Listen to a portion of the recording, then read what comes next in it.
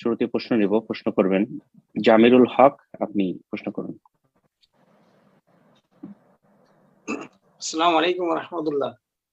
ওয়ালাইকুম আসসালাম ওয়া রাহমাতুল্লাহি ওয়া বারাকাতুহু। জি, ভালো আছেন সম্মানিত সাহেব? ভালো আছেন?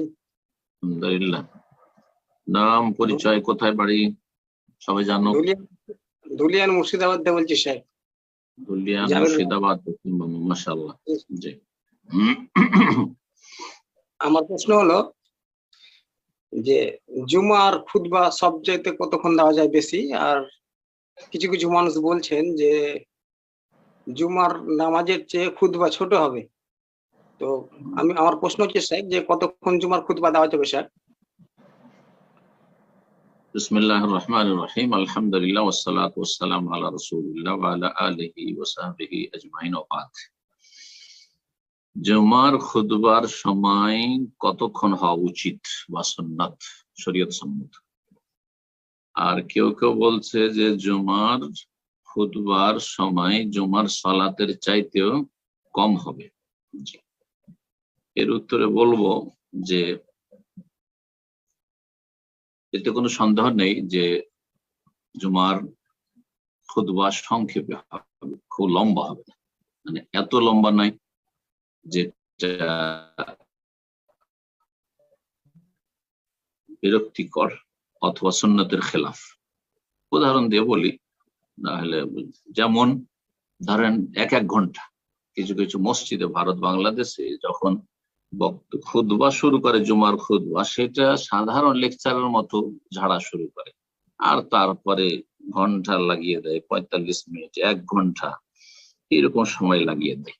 জি, তো এটা বেশি হয়ে যাচ্ছে, এটা সুন্নতের খানিকটা খেলাফ হয়ে যাচ্ছে। আমি হারাম নাজায়েজ বলছি না, কিন্তু তারপরে কিন্তু সুন্নতের খেলাফ হয়ে যাচ্ছে। সুন্নাত হচ্ছে যে খুতবা জামে হবে, মানে ব্যাপক অর্থপূর্ণ হবে, আলতু ফালতু কথা হবে না, কথা বেশি সার ঘুরে ঘুরে ওই একই কথা, মাজা ঘুষা না। যে বিষয়টা বলছেন সংক্ষেপে বলবেন, অল্প কথায় বেশি কথা বলার চেষ্টা করবেন, সাধারণ জলসা মাহফিলের লেকচারের মতো নয়। আসলে অধিকাংশ আইম্মা খোতাবা যারা খতিব জুমার, তারা আসলে এই পার্থক্যটা করতে পারে না যে জুমার খুতবাতে কেমন হওয়া উচিত আর সাধারণ বক্তব্য জলসায়। অসুবিধা নেই, 2-3 ঘন্টা তো বলতে হবে, তো আপনি বিভিন্ন রকমের উদাহরণ দিচ্ছেন, কিন্তু জুমার খুতবাটা ঈদের খুতবা এইরকম আসলে নয়। সংক্ষেপে বলবেন, জামে কথা বলবেন, অল্প কথায় অনেক কথা বলার চেষ্টা করবেন। আর এই মর্মে যিনি বলেছেন বা যারা বলেছেন যে জুমার খুতবার চাইতে সালাত লম্বা হইতে হবে, এটা ওই হাদিসটা বুঝতে ভুল করেছে। হইতেই হবে এমন কথা না, হাদিস আছে যে ইন্না তুলা সালাতির রাজুলি ওয়া কিসারা খুতবাতিহি মাইন্নাতুম মিন ফিকহি। কোন ব্যক্তির, মানে কোন খতিবের, কোন ইমামের তুলা সালাতির রাজুলি, সালাত লম্বা হওয়া, দীর্ঘায়িত হওয়া, আর খুতবা সংক্ষিপ্ত হওয়া তার জ্ঞানী হওয়ার পরিচয়। মাইন্নাতুম মিন ফিকহি, তার জ্ঞানী হওয়ার ফিকহের পরিচয়। সে জ্ঞানী, সে আলেম, সে কোরআন সুন্নাহ ভালো বুঝে, এর পরিচয়। তো এর মানে এই নয় যে এ কথা বলা উদ্দেশ্য হাদিস থেকে নয় যে সালাত অবশ্যই লম্বা হইতে হবে খুতবার চেয়ে, এমনটা নয়। বরং উদ্দেশ্য হচ্ছে হাদিসের যে খুতবা এত লম্বা না হয় যেটা মুমিল অর্থাৎ বিরক্তি করা।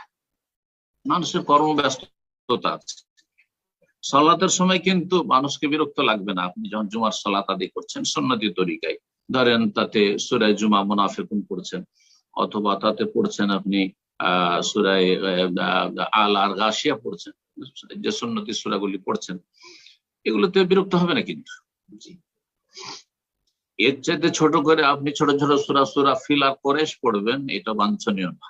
যদি এমনটা না হয় যে মুসল্লি বাইরে প্রচন্ড গরমের সময়, রোদের সময় ঘেমে যাচ্ছে আর অনেক বাইরে আছে, তখন ভিন্ন বিষয়। কিন্তু যথাসাধ্য জুমার সালাতটা একটু লম্বা করে সুন্নতি তরিকা পড়ার চেষ্টা করবে। আচ্ছা, যদি ধরেন সূরা আলা গাশিয়া পড়ে জুমা পড়ায়, অথবা সূরা জুমা মুনাফিকুন এগুলো পড়ে পড়ায়, তো তাতে কি আধা ঘন্টা লাগবে? মোটেই লাগবে না। তাতে কত লাগবে? 10 মিনিট লাগবে। 10 মিনিট।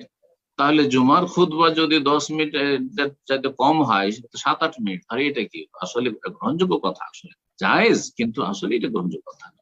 এই জন্য যেটি সার কথা বলতে চাইবো যে জুমার খুতবা স্বাভাবিক যদি ধরেন 20 মিনিট থেকে নিয়ে আধা ঘন্টা, 35 মিনিট, 40 মিনিটের বেশি যেন না যায়। 40 মিনিট অনেক বেশি, আধা ঘন্টা থাকলে সবচেয়ে ভালো, 20 মিনিট থেকে আধা ঘন্টা থাকলে ভালো। এইটা হচ্ছে আকরাবের সুন্নাহ, আমি যতটা বুঝছি। আল্লাহু আ'লাম।